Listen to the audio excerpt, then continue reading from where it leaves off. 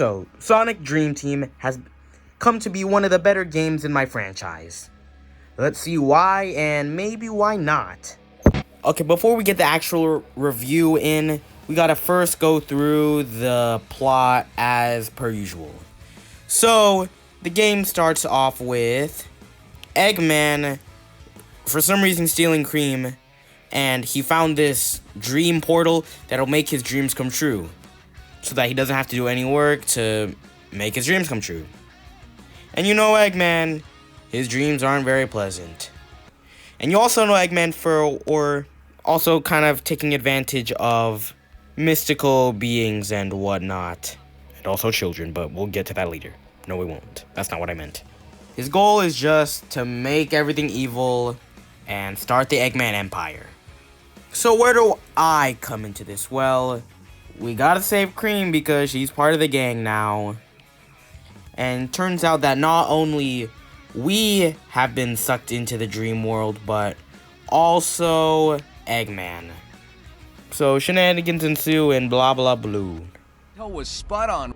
So my first impressions of this game were actually pretty positive. So the first act kind of reminds me of Planet Wisp.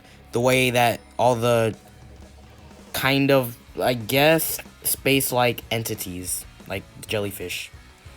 This also gives the level designers a better or more creative space, since you don't have to be in the confines of the story. You could just throw anything at the wall and just say, hey, that's his dream. I'm assuming this is a mix of maybe my dream. And I don't know if it would be Eggman's or not. But the controls, yeah, they're fine. Maybe a bit faulty at times, but the feature where you could, like, jump and then just dash. Like, you press the jump button twice and then you dash. That was a big time saver for, I guess, speedrunning tactics. And the graphics, they're actually pretty good for a mobile game, if you have an Apple phone. But yeah, so far I like it. I like it a lot. I can't blame myself for being bad at the game for the first try. This footage is me trying it for the first time ever. But yeah, there's just a little bit learning curve, but once you got it, you got it. But then this goes on to the other ones. All the acts are just missions, which is, I guess, fine, but the thing is, each act it's the same level. It's just that you have different objectives, which is okay, but I would have liked to have newer, like, for each part of each act, you would have something different. But since these levels are more open, I can accept that. And the boss fights, woo! They are like adventure, and that's a good thing, obviously. More room to move and more room for creativity. Not just confined to these boundaries of like a straight line running forward. You can actually strategize a bit, other than it telling you what to do exactly. But, like recent games in my franchise, you actually have to think with your head. Sort of. But the designs are really creative. Like, I feel like the designers had a ball just designing all of these bosses. Like this Eggman crab, which is just all goofy in its own right. And I feel Eggman would actually have this dream in mind, and I'm pretty sure he did, because it's actually his dream. But yeah, boss is pretty good. Just would like a little less easiness, I guess. But this is the tutorial boss anyways.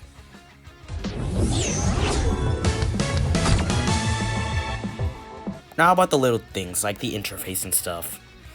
So, after completing all these tasks, you sometimes get these special trophies, which look really cool, but they're digital and not real at all. Because if they were, I would buy them. Like, 100 of them. And the menu, pretty good. I mean, nothing much to say because it's literally a menu. You can play with the controller. Cool. Like all Apple Arcade games. You're not special.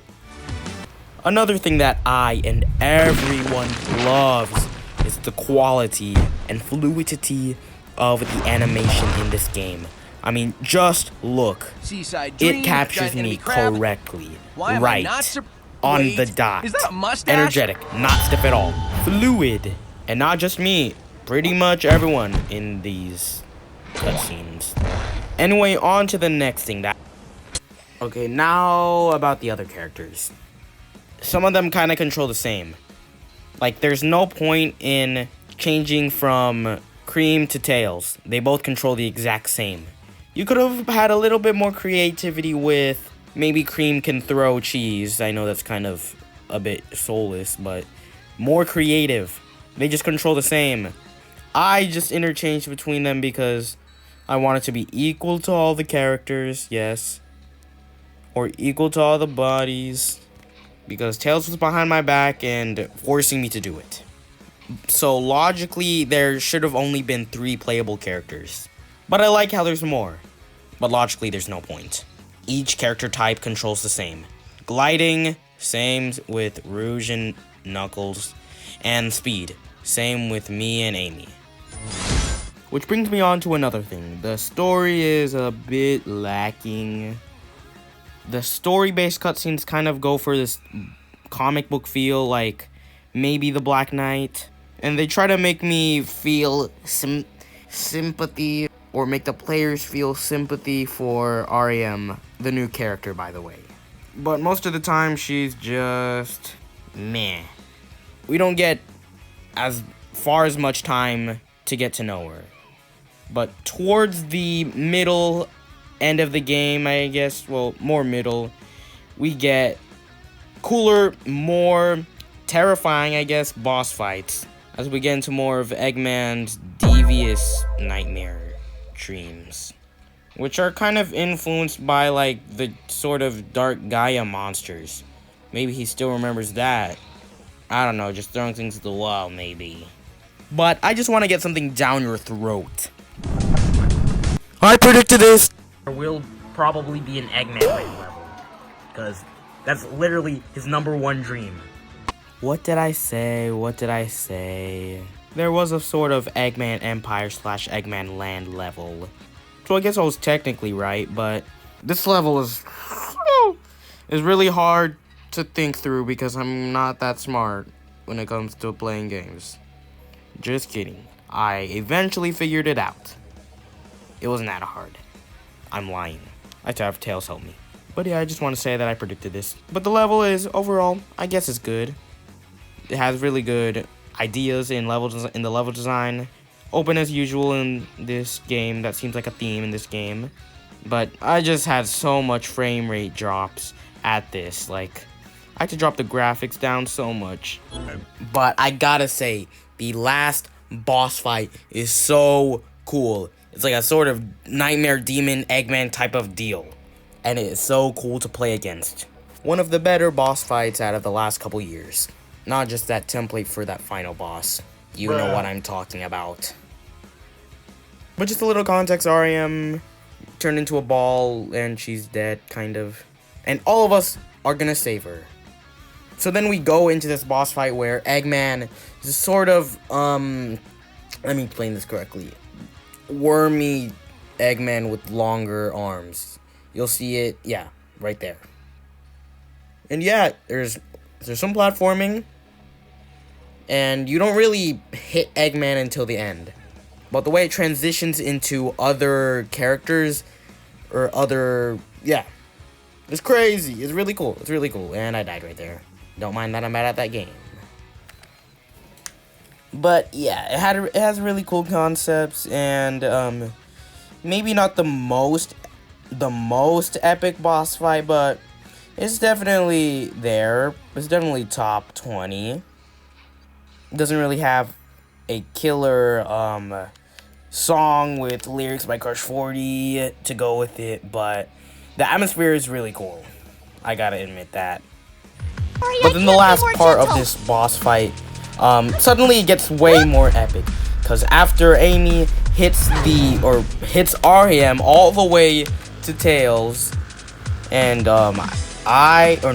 Tails grabs her and then throws her into this portal light thingy. I'm just reading off of the page.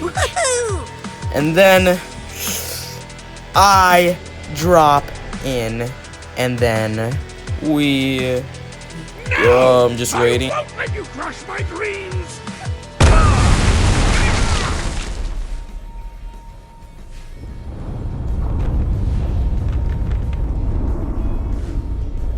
You okay, buddy? Yeah, but we've got to get REM up there. Just watch, you'll appreciate it later. From this nightmare, rest in peace, you worms. Tails, give me a boost. I'll make sure he's got his hands full.